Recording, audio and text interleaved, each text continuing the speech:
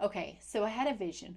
What if instead of paying $42 for soggy theme park chicken strip, I baked a frozen pizza on the dashboard of my minivan? Like a sane, normal mother who's fully lost it. It was 90 degrees outside. I parked that van in the full sun like it was a solar oven from NASA. Slapped the frozen pizza on a tray and propped it on the dash and hit the water park with the kids.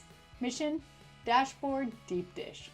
4 hours later, I opened the van door and got blasted with hot pizza air. Felt like opening the gates of Little Caesars something. But the pizza, kinda cooked, still cold in the middle. I was offended. So I gave it another 6 hours.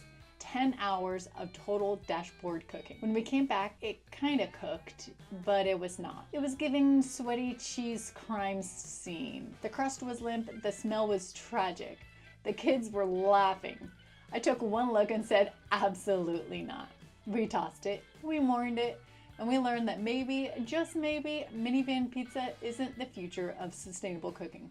But also, I might try it again on a 110-degree day for science. So follow me for more shelf-stable sorcery, family chaos, and questionable food experiments at eaudepotato.org. Because we don't quit, we recalibrate.